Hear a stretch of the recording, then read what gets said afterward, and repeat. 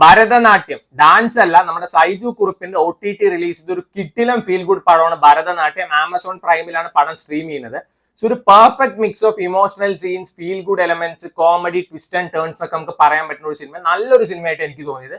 ഇതിൽ പെർഫോം ചെയ്ത എല്ലാവരും കിട്ടിലം പെർഫോമൻസ് തന്നെയാണ്, എസ്പെഷ്യലി സായ് കുമാറും അതേപോലെ തന്നെ സൈജു കുറുപ്പും. സോ ഇതിന്റെ പ്ലോട്ട് പറഞ്ഞു കഴിഞ്ഞാൽ പിന്നെ കാണാൻ ഒരു രസവും ഉണ്ടായാലും 1-2 ട്വിസ്റ്റ് ആൻഡ് ടേൺസ് ഒക്കെ ആദ്യം തന്നെ മനസ്സിലാവും.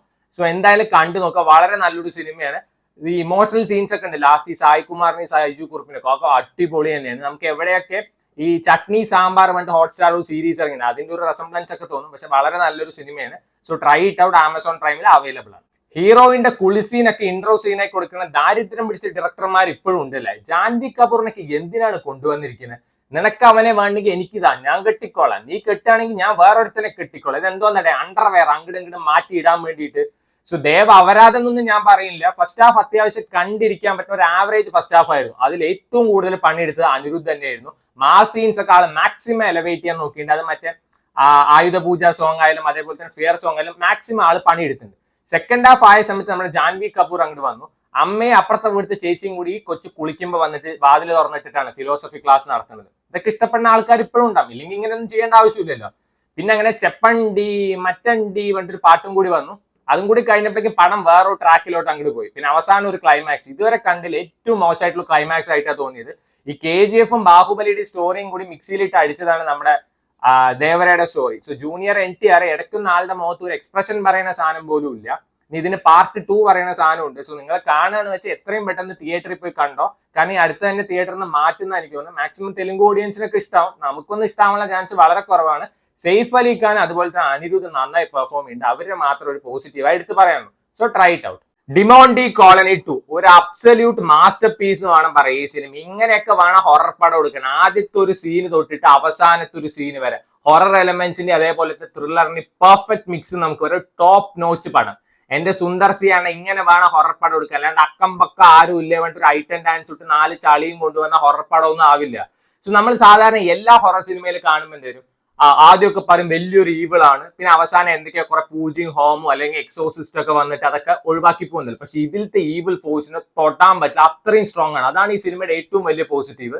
ഒരു സീന് നമുക്ക് പ്രെഡിക്ട് ചെയ്യാൻ പറ്റില്ല. ഒരു സീൻ ഇങ്ങനെ ആയിരിക്കും വിചാരിക്കും, അവിടെ ട്വിസ്റ്റ് കൊണ്ടുവരും. അടുത്ത സീൻ ഇങ്ങനെ ആയിരിക്കും പറയുമ്പോൾ അവിടെ ഒരു ട്വിസ്റ്റ് കൊണ്ടുവരും. ഇതൊക്കെയാണ് ശരിക്കും ഒരു 100-150 കോടി ക്ലബിൽ കയറേണ്ട മുതൽ, അല്ലാണ്ട് അരൺമനയും 4 കിട്ടിലം പടം എന്ന് വേണമെങ്കിൽ നമുക്ക് പറയാം. സോ ഇതിന്റെ ഫസ്റ്റ് പാർട്ട് കഴിഞ്ഞപ്പോൾ ഞാനൊക്കെ വിചാരിച്ചത് ഇപ്പൊ മരിച്ചില്ല, പിന്നെ എന്ത് സെക്കൻഡ് പാർട്ട് വരണം, അത് അവർ ലിങ്ക് ചെയ്തിട്ട് മോനെ കിട്ടിലം പടമാണ്. സോ C5 അവൈലബിൾ ആണ്, കാണാത്തവർ എന്തായാലും കാണാം. അവസാനം വേറെ ട്വിസ്റ്റും കൊണ്ടുവന്നിട്ട് നമ്മൾ എപ്പോഴും പറയില്ല പ്രിയ ഭവാനി ശങ്കർ അല്ലെങ്കിൽ PBS-ന് അഭിനയിക്കാറോ, ഇതിൽ കിടിലം പെർഫോമൻസ് ആണ്. സോ ഇതൊരു മസ്റ്റ് വാച്ച്. രാത്രിയൊക്കെ എന്തായാലും ഒറ്റയ്ക്ക് ഇരുന്ന് കാണാൻ പറ്റുന്ന കിടിലം പടമാണ്. So try it out. അവിഹിതം ഒരു ഫാമിലി ഫുൾ അവിഹിതം, ലവ് സിത്താര എന്നല്ല അവിഹിത ഫാമിലി എന്നായിരുന്നു ഈ സിനിമയ്ക്ക് ടൈറ്റിൽ കൊടുക്കേണ്ടത്. സോ ഇതിൽ നമ്മുടെ നായകനും നായികയും ഭയങ്കര പോഷ് ആയിട്ടുള്ള ലൈഫ് ലീഡ് ചെയ്യുന്നവരാണ്. നായിക നമ്മുടെ ശോഭിത ദുലിപ്പാലയാണ്, ആൾ ഒരു മലയാളിയാണ്. നായകൻ ഒരു പഞ്ചാബി ഷെഫുമാണ്. നായിക പ്രഗ്നന്റ് ആണ്. കേരളത്തിൽ വെച്ച് അമ്മൂമ്മയുടെ അടുത്ത് വെച്ചിട്ട് എനിക്ക് സിമ്പിൾ ആയിട്ടൊരു കല്യാണം മതി വേണ്ടി കേരളത്തിലോട്ട് വരുന്നു. ഒന്നെങ്കിൽ മലയാളത്തിൽ സംസാരിക്കുക അല്ലെങ്കിൽ ഹിന്ദി സംസാരിക്കുക. ഇത് എനിക്ക് മലയാളം കുറച്ചറിയാവേണ്ട അവിടെ വെച്ചിട്ട് തന്നെ നല്ലോണം കുളമാക്കിയിട്ടുണ്ട്. സോ എല്ലാ അവിഹിതത്തിനും തിരി കൊളുത്തുന്നത് നമ്മുടെ കേരളത്തിൽ വെച്ചിട്ടാണ്. ശോഭിതയുടെ അച്ഛന് ഭാര്യയുടെ ചേച്ചിയായിട്ട് അവിഹിതം, അയമ്മയ്ക്കാന്ന് വെച്ചാൽ വേറൊരു പൈലറ്റ് ആയിട്ട് അവിഹിതം. ഇതൊക്കെ ശോഭിത കണ്ടുപിടിക്കും. ഇതൊക്കെ ചെയ്യുന്നത് തെറ്റാണ് പറഞ്ഞിട്ട് ശോഭിതയ്ക്ക് സ്വന്തം കൊച്ചിന്റെ അച്ഛൻ ആരാന്ന് അറിയില്ല. ഇങ്ങേരല്ല അത്ര. ഞാൻ ഒരു ഫ്രാൻസിൽ ഒരു മീറ്റിങ്ങിന് പോയ സമയത്ത് ഞാൻ ഭയങ്കര കുടിച്ചിട്ടുണ്ടായിരുന്നു. അപ്പൊ ഞാൻ ഏതൊരുത്തൻ്റെ ഒപ്പം പോയി കിടന്നു. അവന്റെ പേര് പോലും എനിക്കറിയില്ല, ഇനിയിപ്പൊ അവന്റെ ആണോ എന്ന് പോലും അറിയില്ല. സോ ഇത് കേട്ട് നമ്മുടെ നായകൻ പണങ്ങിപ്പോണു. ഇങ്ങനത്തെ കാര്യങ്ങളൊക്കെ പറയുന്ന കഥയാണ്. സോ നിങ്ങൾക്ക് ഒരു അവിഹിത പടം കാണണം വെച്ചാൽ C5 അവൈലബിൾ ആണ്. ഒരു 120 മിനിറ്റിന്റെ അവിഹിത പടമാണ്. സോ അവിഹിതം ഇഷ്ടമുള്ളവരെ എന്തായാലും കണ്ടു നോക്കുക. സാധാരണ ശോഭിതയുടെ പടമൊക്കെ ഞാൻ ഇരുന്ന് കാണാറില്ല. ആ ഒരു റീസൺ കൊണ്ട് മാത്രം ഞാൻ അത് കണ്ടു. അത്യാവശ്യം നല്ല ക്വാളിറ്റി ഫിലിംസ് ആയിരിക്കും. ഇത് എന്തിനു വേണ്ടിയിട്ടാണ് ഇങ്ങനെ ഒരു പീസ് ഓഫ് ഷിറ്റ് ഇറക്കി വിട്ടിരിക്കുന്നത് എനിക്കറിയില്ല. So if you have time try it out. Nani movie lover ആണോ നിങ്ങൾ, അല്ലെങ്കിൽ നാനിയുടെ ഫാൻ ആണെങ്കിൽ ഒരിക്കലും നിങ്ങൾ ഈ സിനിമ കാണരുത് എന്ന് ഞാൻ പറയുള്ളൂ. പറയണത് സരിപ്പോത ശനിവാരം അല്ലെങ്കിൽ Surya Saturday spoiled my whole day എന്ന് വേണമെങ്കിൽ പറയാം. സാധാരണ എല്ലാ നാനിയുടെ പടം എടുത്ത് നോക്കിയാൽ ആൾക്ക് പെർഫോം ചെയ്യാനുള്ള സ്പേസും അതേപോലെ തന്നെ അത്യാവശ്യം നല്ല സ്ക്രിപ്റ്റ് ഒക്കെ ആയിരിക്കും. ഇത് ചുമ്മാ മാസ് കാണിക്കുക ഒരു ബാലയ്യ പടം ഇറക്കി വിട്ടിട്ട് 3 മണിക്കൂർ പടം. ലോജിക്കൊക്കെ ആദ്യം മാറ്റി വെക്കുന്ന ഈ സിനിമ കാണുമ്പോൾ നമ്മുടെ ഓസ്ട്രേലിയൻ പേസർ ഇല്ലേ മിച്ചൽ ജോൺസൺ, ആൾക്ക് പെർത്തിൽ കിട്ടുന്ന ബൗൺസിനേക്കാളും കൂടുതലാണ് ഇതിൽ ഓരോരുത്തന്മാരെ നിലത്ത് വന്ന് തട്ടിത്തെറിക്കുന്ന ബൗൺസ്. സോ പെർഫോമൻസ് വൈസ് പറയാന്ന് വെച്ചാൽ SJ സൂര്യ അതുപോലെ തന്നെ BGM ഈ 2 മാറ്റി നിർത്തി കഴിഞ്ഞാൽ ഈ സിനിമയിൽ ഒന്നുമില്ല എന്ന് നമുക്ക് പറയാം. പ്രിയങ്ക മോഹൻ ആസ് യൂസ്വൽ എല്ലാ പടത്തിലും കൂട്ടിനെസ് വാരി വിതരണ പോലെ ഇതിൽ ഇഷ്ടംപോലെ വാരി വിതറിയുണ്ട്. ഒരു തുള്ളി എക്സ്പ്രഷൻ ആ കൊച്ചിന്റെ മുഖത്തില്ല.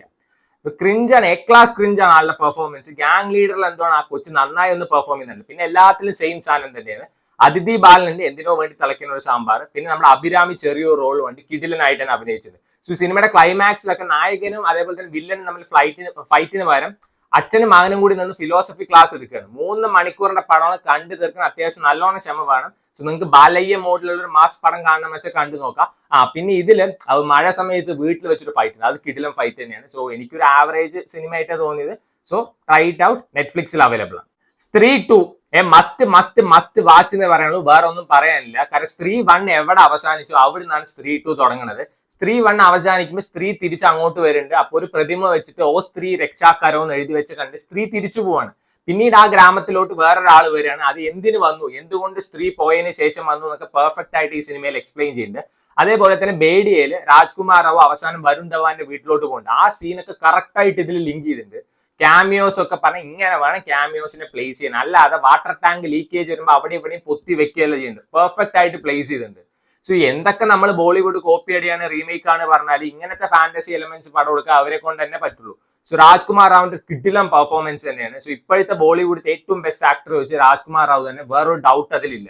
എല്ലാവരും നന്നായി പെർഫോം ചെയ്തിട്ടുണ്ട്. സോ നിങ്ങൾ സ്ത്രീ യൂണിവേഴ്സ് ഇതുവരെ കണ്ടിട്ടില്ല വെച്ചാൽ ആദ്യം സ്ത്രീ കാണുക, പിന്നെ ബേഡിയ കാണുക, മുഞ്ചിയ കാണുക, സ്ത്രീ 2 കാണുക. സോ പടം ഇപ്പൊ നമ്മുടെ റെന്റിന് വന്നിട്ടുണ്ട് ആമസോൺ പ്രൈമില്. 350 രൂപ കൊടുത്താലേ പടം കാണാൻ പറ്റുള്ളൂ. സോ നിങ്ങൾക്ക് അറിയാലോ വേറെ എവിടെ നിന്ന് കിട്ടുന്നത്. Try it out.